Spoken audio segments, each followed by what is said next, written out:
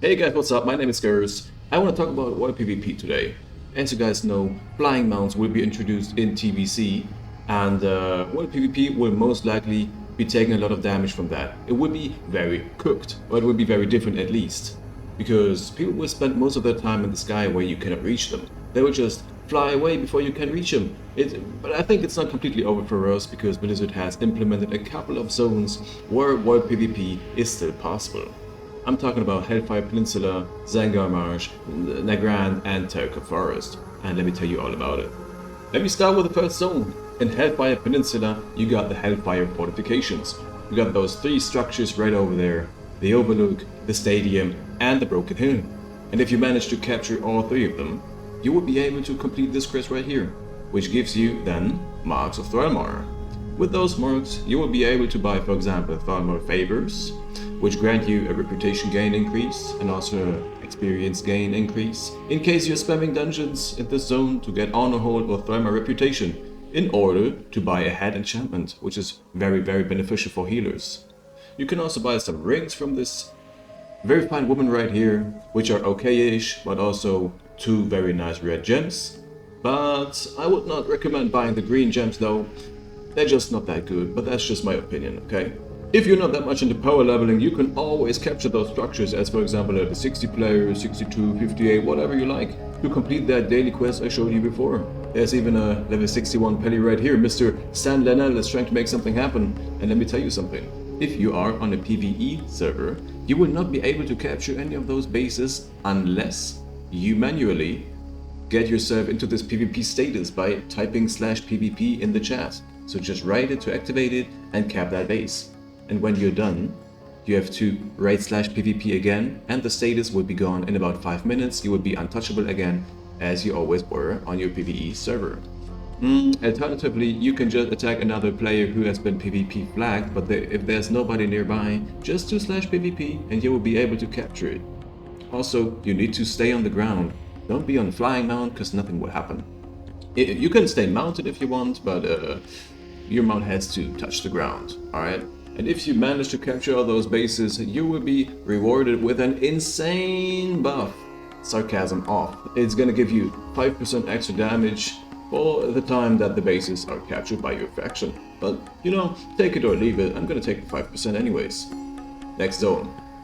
Another zone for world PvP is right in the middle of Zangarmarsh, called Twinspire Ruins. And let me tell you how it works. If you manage to capture those two towers right here, the two spires, you will be able to get your faction's flag from the Horde or the Alliance Field Scout, either in Zabrigin or Terokkar for the Alliance, and walk all the way by foot, without a mount, from those cities to the graveyard, and whoever captures that flag first will receive the graveyard for the time, and receive a 5% damage increase buff for the time it is in the hands of your faction.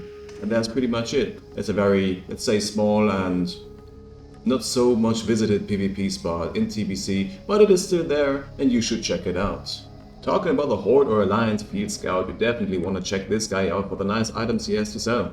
The weapons are maybe not crazy good, but if you are a Red Paladin, an Ele or Enhancer Shaman, or Fairy Druid, you definitely want to check him out for the nice relics he's selling.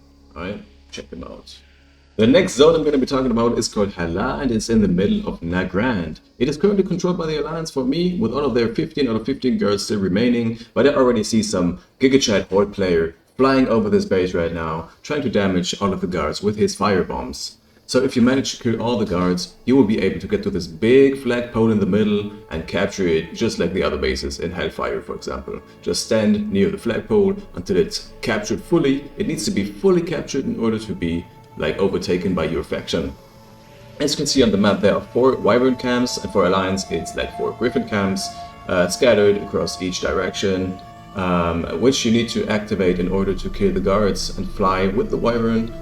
And you can get some fire bombs automatically spawned into your inventory. You always get like 10, which you can then throw onto the enemy guards. Each go, the Wyvern will fly 2 times over Halaa, and you can damage all of the guards with the bombs. And each tick of the debuff that the bomb will do on the guard will receive 1% damage, which is not much, but considering the guard has 1.2 million HP, 1% of its maximum HP is pretty much for a TBC player. Yeah. And as you can see, this is really taking a very long time if you do it solo or even duo. Do it with 4 people at best, and this will save a lot of time. As you can see, this is just a back and forth, but the rewards are worth it. Just check it out. Alright everybody, we finally captured that base, and you see all the Horde guards have been spawned. Go into this building right here and you can turn in your Oshugun crystal powder or 1 Halaa research token. 10 powder for 1 token, and you can acquire the battle tokens by simply killing players of the opposite faction inside of Halaa. When TBC Anniversary launches, I think Halaa will be just a bloodbath, to be honest. It's just... don't let the quietness of this video irritate you. It's gonna be crazy whenever the new servers launch. You can technically buy this gear, which the vendor has to offer. It has resilience, you can wear it as a level 66 player. Some okay stats, but what you really want is the Halani bag. It's an 18 slot bag, and it's pretty nice to have if you don't want to spend so much gold on the imbued netherweave bags. And you can also buy a very nice resilience gem, which can be uniquely equipped and which will be super nice in season 1 of the arena season, because you don't have epic gems yet. So this is one of the only epic gems that you can equip at this time. What else do you want to check out? You want to check out this vendor right here, this Blood Elf female. She's selling the Don Rodrigo's heart. It's a very nice gem for strength users, 8 strength for a relatively nice price. It's good for warriors, for example, red paladins, whatever. And you can also buy 2 very nice mounts from her, the Talbots. Nice to have, I'd say, nice to have. It's just taking a bit long to farm them, but if you want them, go get them. The last vendor in Halaa is this guy over here. You can buy some very nice projectiles off of him if you are a hunter, for example. And yeah, that's pretty much it for Halaa. Off to the next zone. The last zone of this list will be the Terokkar forest and the 5 spirit towers around Orkandun.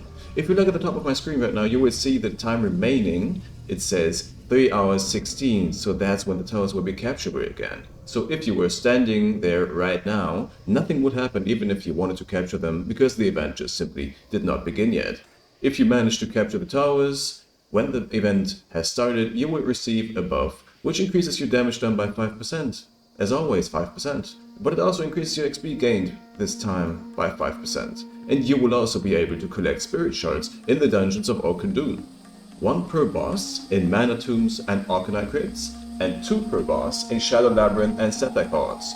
And with those shards, you will be able to buy a couple of nice things such as mana and head pots, very nice headpieces with a meta gem, the super bad meta gems themselves, and epic rings.